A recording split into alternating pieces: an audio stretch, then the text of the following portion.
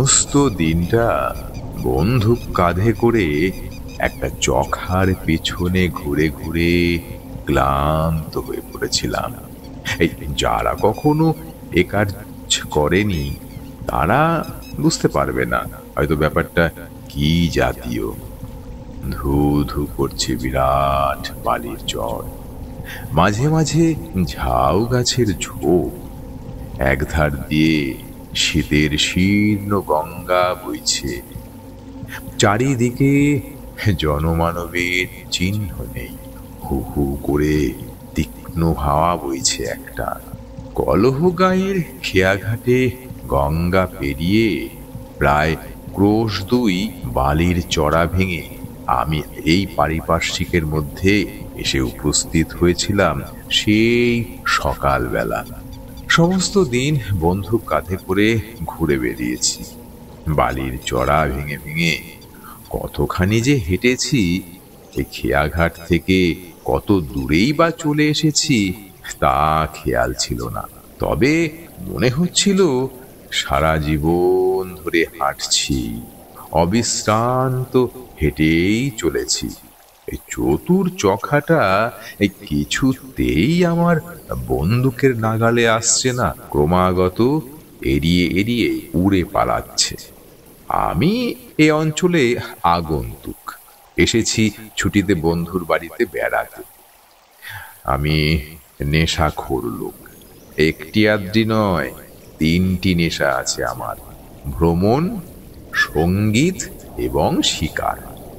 এখানে এসে যেই শুনলাম খেয়াঘাট পেরিয়ে কত দূর গেলেই গঙ্গায় পাখি পাওয়া যাবে, লোভ সামলাতে পারলাম না, বন্দুক কাঁধে করে বেরিয়ে পড়লাম। লোভ শুনে মনে করবেন না যে আমি মাংস খাবার লোভেই পাখি মারতে বেরিয়েছি, তা নয়। আমি নিরামিষাশী, আলু ভাতে ভাত পেলেই সন্তুষ্ট। খেয়াঘাট পেরিয়ে সকালে চরে এসে প্রথম যখন পৌঁছালাম তখন হতাশ হয়ে পড়তে হলো আমাকে। কোথায় পাখি? ধু ধু করছে বালির চড়া, আর কোথাও কিচ্ছু নেই। গঙ্গার বুকে দু একটা উড়ন্ত মাছরাঙা পাখি ছাড়া আর কিছুই নেই। বন্দুক কাঁধে করে ঘুরে ঘুরে বেড়াচ্ছি। এমন সময় ক্যা শব্দটা আমার কানে এলো। কয় চন্দ্রবিন্দুকারে আকার আর অয় চন্দ্রবিন্দু আকার দিয়ে যে শব্দটা হয় চখার ডাক, হ্যাঁ ঠিক সেরকম নয়, তবে অনেকটা কাছাকাছি বটে। ওই কেয়া শব্দটা শুনেই বুঝলাম চখা আছে কোথাও কাছে পিঠে। একটু এগিয়ে গিয়ে দেখি, হ্যাঁ ঠিক তাই, চখাই বটে। কিন্তু আশ্চর্য হয়ে গেলাম মাত্র একটি দেখে। এই চখারা সাধারণত জোড়ায় জোড়ায় থাকে। বুঝলাম দম্পতির একটিকে কোনো শিকারী আগেই শেষ করে গিয়েছে। এটির ভবযন্ত্রণা আমাকেই ঘোচাতে হবে। সাবধানে এগুতে লাগলাম।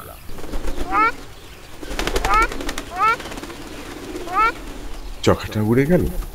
পূর্বে জানতাম এই চখা মারা অত সহজ নয়। দাঁড়িয়ে রইলাম খানিকক্ষণ, বেশ খানিকক্ষণ ঘুরপাক খেয়ে আরো খানিকটা দূরে গিয়ে বসলো। বেশ খানিকটা দূরে আমি আবার সাবধানে এগুতে লাগলাম। এই কাছাকাছি এসেছি, বন্দুকটি বাগিয়ে বসতে যাব আর কি, ব্যাস উড়ে গেল, আবার উড়ে গেল। বিরক্ত হলে চলবে না, চখা শিকার করতে ধৈর্য চাই। এবার চখাটা একটু কাছেই বসলো, আমিও বসলাম। উপর্যুপরি তাড়া করা ঠিক নয়, একটু বসুক। একটু পরেই উঠলাম আবার আবার ধীরে ধীরে এগুতে লাগলাম, কিন্তু উল্টো দিকে। পাখিটা মনে করুক যে আমি তার আশা ছেড়ে দিয়েই চলে যাচ্ছি যেন। কিছু দূর গিয়ে ওধার দিয়ে ঘুরে তারপর বিপরীত দিক দিয়ে কাছে আসা যাবে। বেশ কিছু দূর ঘুরতে হলো, প্রায় মাইল খানেক। গুড়ি মেরে মেরে খুব কাছে এসে পড়লাম, কিন্তু তাক করে ঘোড়াটি যেই টিপতে যাব আর অমনি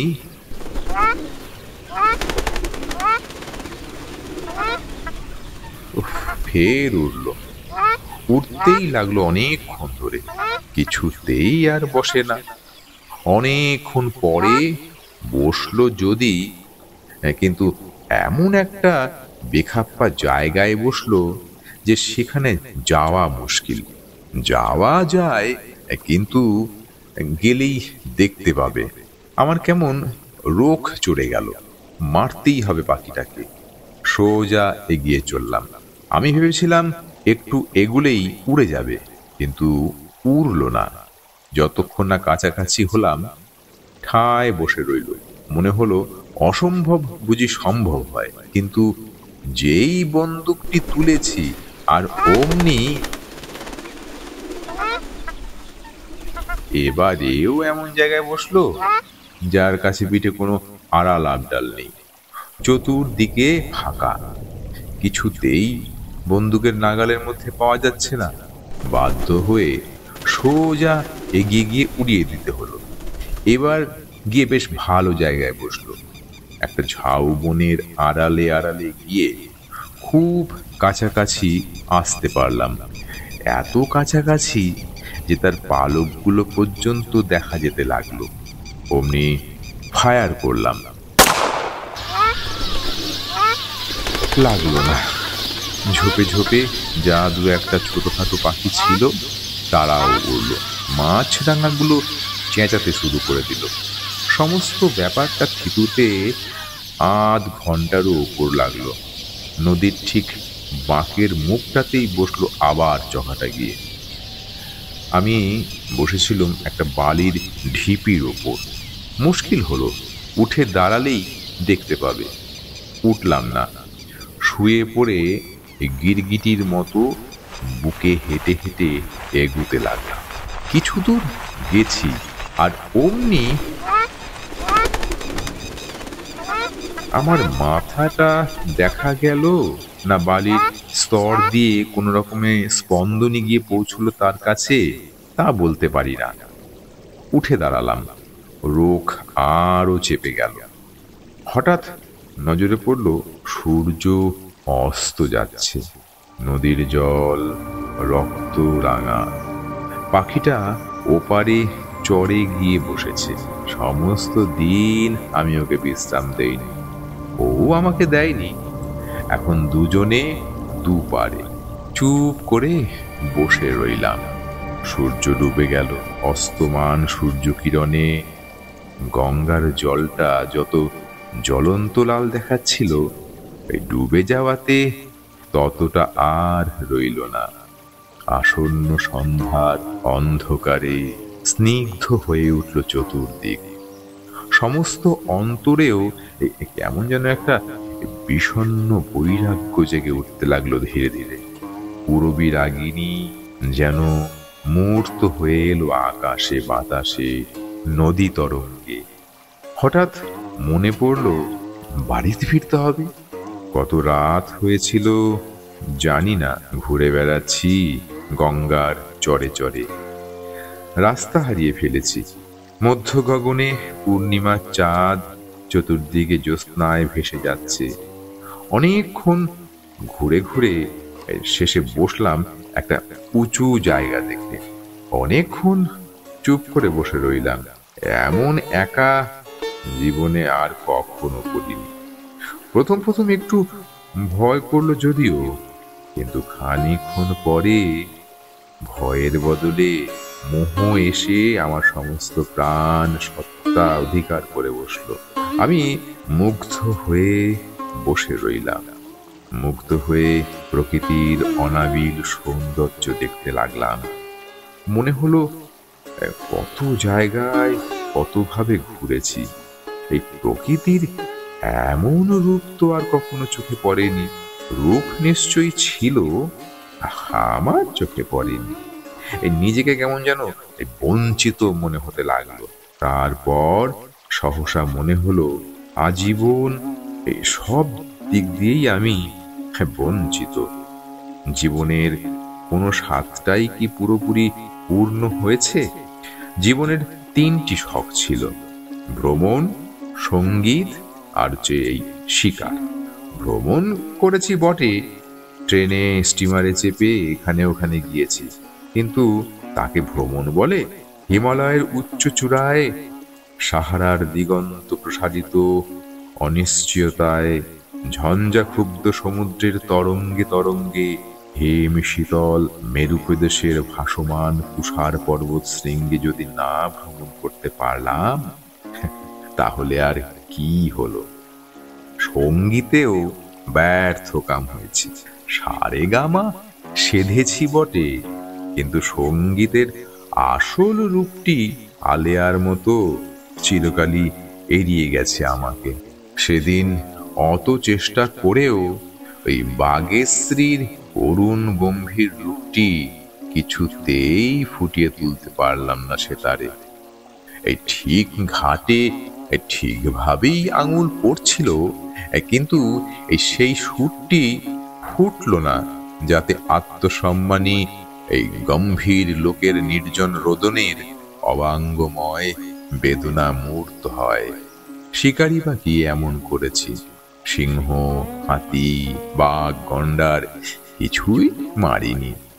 মেরেছি পাখি আর হরিণ।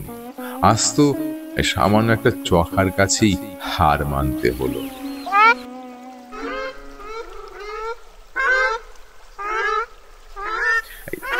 চমকে উঠলাম।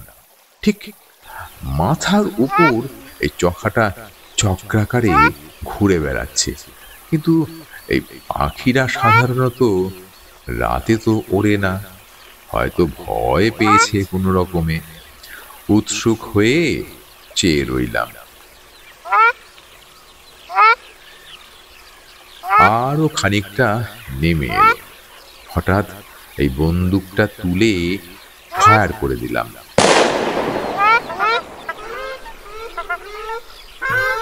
হ্যাঁ, লেগেছে ঠিক। পাখিটা ঘুরতে ঘুরতে গিয়ে পড়লো মাঝ গঙ্গায়। উত্তেজিত হয়ে উঠে দাঁড়ালাম, দেখলাম ভেসে যাচ্ছে। যাক, জীবনে যা বারবার হয়েছে এবারও তাই হলো, পেয়েও পেলাম না। সত্যি জীবনে কখনো কিচ্ছু পাইনি, নাগালের মধ্যে এসেও সব ফসকে গেছে। চুপ করে বসেছিলাম। চতুর্দিকে ধু ধু করছে বালি, গঙ্গার কলুধ্বনি অস্পষ্টভাবে শোনা যাচ্ছে। জ্যোৎস্নার ফিনিক ফুটেছে। শিকার, চখা, বন্দুক, সমস্ত দিনের শ্রান্তি, কোনো কিছুর কথাই মনে হচ্ছিল না তখন। একটা নীরব সুরের সাগরে ধীরে ধীরে ভেসে চলেছিলাম। হঠাৎ চমকে উঠলাম। এই দীর্ঘকায় ঋজু দেহ এক ব্যক্তি নদী থেকে উঠে ঠিক আমার সামনে দাঁড়িয়ে সংস্কৃতে মন্ত্রোচ্চারণ করতে করতে গামছা দিয়ে গা মুছতে লাগলো। অবাক হয়ে গেলাম, কোথা থেকে এলেন ইনি, আর কখনই বা নদীতে নামলেন? কিছুই তো দেখতে পাইনি। একটু ইতস্ততের পর জিজ্ঞাসা করলাম, হ্যাঁ, আপনি কে? লোকটি এতক্ষণ লক্ষ্যই করেনি। আমার কথায় মন্ত্রোচ্চারণ থেমে গেল। ফিরে আমার দিকে চেয়ে রইলেন ক্ষণকাল। তারপর বললেন, আমি এখানেই থাকি, আপনি আগন্তুক, আপনিই পরিচয় দিন। পরিচয় দিলাম। ও, রাস্তা হারিয়ে ফেলেছেন আপনি? আসুন আসুন আমার সঙ্গে, কাছেই আমার আস্তানা। দীর্ঘকায় ঋজুদেহ পুরুষটি অগ্রগামী হলেন। আমি তার অনুসরণ করলাম। একটু দূরে গিয়েই দেখি ছোট্ট একটা কুঠির। আশ্চর্য হয়ে গেলাম। সমস্ত দিন এই অঞ্চলে ঘুরে বেরিয়েছি, আর এটা চোখে পড়েনি আমার। ছোট্ট কুঠিরটি যেন ছবির মতন। সামনে পরিচ্ছন্ন প্রাঙ্গণ, চতুর্দিকে রজনীগন্ধার গাছ, অজস্র ফুল। অনাবিল জ্যোৎস্নায় ধরণীর অন্তরের আনন্দ সহসা যেন পুষ্পায়িত হয়ে উঠেছিল ওই গুচ্ছ গুচ্ছ রজনীগন্ধার ঊর্ধ্বমুখী বিকাশে। মৃদু সৌরভে চতুর্দিক আচ্ছন্ন। আমিও আচ্ছন্ন হয়ে দাঁড়িয়ে রইলাম। তিনি এসেই ঘরের ভিতর ঢুকেছিলেন। একটু পরেই বেরিয়ে এলেন এবং একটা 17 ইঞ্চি গোছের কি একটা পাততে লাগলেন। বসুন। বসে দেখলাম 17 ইঞ্চি নয়, গালিচা, খুব দামি নরম গালিচা। তিনিও এক প্রান্তে এসে বসলেন। বলা বাহুল্য, এই আমার কৌতূহল ক্রমশই কিন্তু বাড়ছিল। তবু কিছুক্ষণ চুপ করে রইলাম। তিনিও চুপ করে রইলেন। শেষে আমাকেই কথা বলতে হলো। সমস্ত দিন এই অঞ্চলে ঘুরেছি, কিন্তু আপনার দেখা পাইনি কেন ভেবে আশ্চর্য লাগছে। সব সময় সব জিনিস কি দেখা যায়? মুখের দিকে চেয়ে ভয় হলো। চোখ দুটো জ্বলছে, মানুষের নয়, যেন বাঘের চোখ। একটা গল্প শুনুন তাহলে। রাজা রামপ্রতাপ রায়ের নাম শুনেছেন? না, শোনবার কথাও নয়। দুজন রামপ্রতাপ ছিল, দুজনেই জমিদার। একজন সুদখোর আর একজন সুরখোর। সুরখোর? হ্যাঁ, ওরকম সুরপাগল লোক এ অঞ্চলে আর ছিল না। এই যত বিখ্যাত ওস্তাদের আড্ডা ছিল তার বাড়িতে। আমার অবশ্য এসব শোনা কথা। আমার পাঞ্জাবে জন্ম। পাঞ্জাবি ওস্তাদের কাছেই গান বাজনা শিখেছিল। বাংলাদেশে এসে শুনলুম রামপ্রতাপ নামে নাকি একজন গুণী জমিদার আছেন, যিনি সুরের প্রকৃত সমজদার। প্রকৃত গুণীকে কখনো ব্যর্থ মনোরথ হতে হয়নি তার কাছে। গাড়িতে একজনের মুখে তার কথা শুনলুম। তখনই যদি তাকে ঠিকানাটাও জিজ্ঞেস করি তাহলে ব্যাপারটা পরিষ্কার হয়ে যায়। কিন্তু তা না করে আমি সপ্তাহখানিক পরে আর একজনকে জিজ্ঞাসা করলুম, এই রাজা রামপ্রতাপ রায় কোথায় থাকেন? তিনি বলে দিলেন সুদখোর রামপ্রতাপের ঠিকানা। ডানকুনি স্টেশনে নেমে 10 ক্রোশ হাঁটলে তবে নাকি তার নাগাল পাওয়া যাবে। একদিন বেরিয়ে পড়লাম তার উদ্দেশ্যে। ডানকুনি স্টেশনে যখন নামলাম তখন বেশ রাত হয়েছে। সেদিনও পূর্ণিমা। স্টেশনে নেমে আর একজনকে জিজ্ঞাসা করলাম, এই সুদখোর রামপ্রতাপ এ অঞ্চলের প্রসিদ্ধ লোক, সবাই চেনে। যাকে জিজ্ঞাসা করলুম সে একটা রাস্তা দেখিয়ে দিয়ে বললে, সোজা চলে যান। চলতে লাগলাম। কতক্ষণ চলেছিলাম তা ঠিক বলতে পারি না। খানিকক্ষণ পরে দেখলাম একটা বিরাট প্রান্তরের মাঝখানে দিয়ে হাঁটছি। চারিদিকে কেবল মাঠ আর মাঠ, আর কোথাও কিচ্ছু নেই। মনে হলো যেন এর শেষ নেই। কিছু দূরে গিয়েই হঠাৎ সামনে প্রকাণ্ড রাজবাড়িটা দেখা গেল। যেন মন্ত্র বলে আবির্ভূত হলো। সাদা ধপধপ করছে। মনে হলো যেন মর্মর পাথর দিয়ে তৈরি। মিনার, মিনারেট, গম্বুজ, সিংহদ্বার সমস্ত দেখা গেল ক্রমশ। অবাক হয়ে দাঁড়িয়ে রইলাম খানিকক্ষণ। তারপর এগিয়ে গেলাম। প্রকাণ্ড সিংহদ্বারের দুপাশে দেখি দুজন বিরাট আকায় দারোয়ান বসে আছে। দুজনেই নিবিষ্ট চিত্তে গোঁফ পাকাচ্ছে বসে বসে। ভিতরে ঢুকবো কিনা জিজ্ঞাসা করলাম। কেউ কোনো উত্তর দিলেন না। গোঁফই পাকাতে লাগলো। একটু ইতস্তত করে শেষে ঢুকে পড়লাম। তারা বাধা দিল না। ভিতরে ঢুকে দেখি বিরাট ব্যাপার। বিশাল জমিদার বাড়ি জমজম করছে। প্রকাণ্ড কাছারি বাড়িতে বসে আছে সারি সারি গোমস্তারা। কেউ লিখছে, কেউ টাকা গুনছে, কেউ কানে কলম গুজে খাতার দিকে চেয়ে বসে আছে। সবারই গম্ভীর। সামনে চত্বরে বসে আছে অসংখ্য প্রজা সারি সারি দিয়ে, কিন্তু সবাই চুপচাপ। কারো মুখে টু শব্দটি নেই। এই আমি তানপুরা ঘাড়ে করে এদিক ওদিক ঘুরে বেড়াতে লাগলাম। কেউ আমার দিকে ফিরেও চাইল না। আমারও সাহস হলো না কাউকে কোন রকম জিজ্ঞাসা করতে। আমি ঘুরেই বেড়াতে লাগলাম। আমার মনের ইচ্ছে আমি রাজা রাম প্রতাপকে গান শোনাবো, কিন্তু হঠাৎ দেখতে পেলাম কিছু দূরে ছোট্ট একটা বাগান রয়েছে। বাগানের মধ্যে ধবধবে সাদা মার্বেল পাথরের উঁচু চৌতারা, আর সেই চৌতারার উপর কে একজন এই ধবধবে সাদা তাকিয়ায় ঠেস দিয়ে প্রকাণ্ড একটা গড়গড়ায় তামাক খাচ্ছেন। গড়গড়ার কুণ্ডুলি পাকানো নলের জড়িগুলো জ্যোৎস্নায় চকচক করছে। বাগানে ছোট্ট একটা গেট, গেটের দুধারে উর্দি চাপরাশ পরা দুজন দারোয়ান দাঁড়িয়ে আছে, ঠিক যেন পাথরের প্রতিমূর্তি। কেমন করে জানি না, আমার দৃঢ় ধারণা হলো ইনি রাজা রাম প্রতাপ। এগিয়ে গেলাম। এই দারোয়ান দুজন নিস্পন্দন হয়ে দাঁড়িয়ে রইল, বাধা দিল না। রাজা রাম প্রতাপের কাছাকাছি এসে ঝুঁকে প্রণাম করলাম।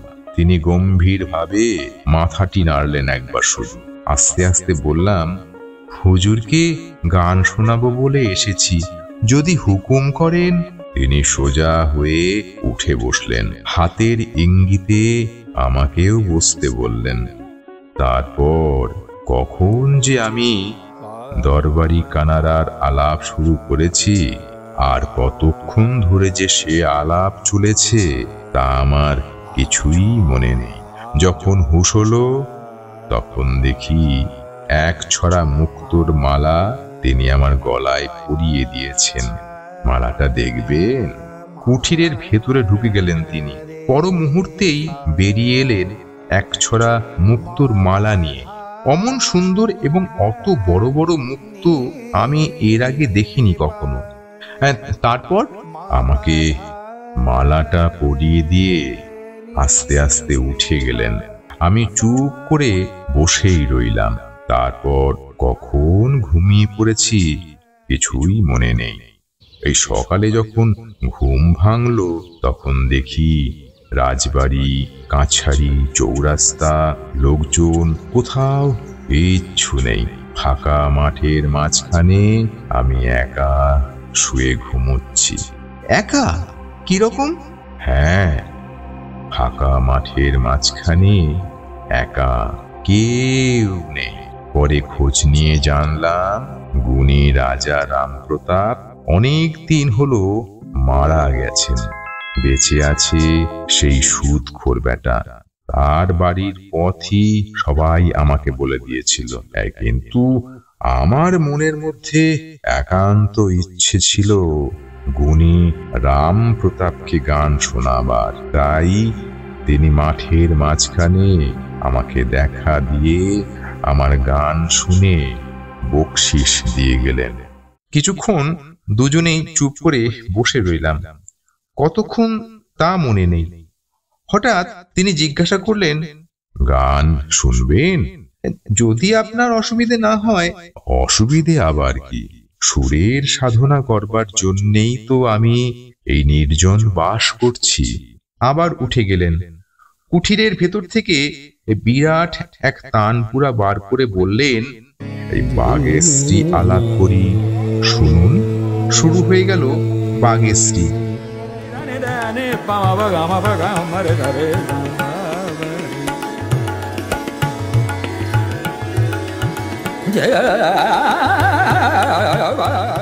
ওরকম বাগেশ্রীর আলাপ আমি কখনো শুনিনি। যা আমি নিজে কখনো আয়ত্ত করতে পারিনি, কিন্তু আয়ত্ত করতে চেয়েছিলাম, তাই যেন শুনলাম আজ। কতক্ষণ শুনেছিলাম মনে নেই। কখন ঘুমিয়ে পড়েছিলাম তাও জানি না। ঘুম ভাঙলো যখন, তখন দেখি আমি সেই ধুধু বালির চড়ায় একা শুয়ে আছি।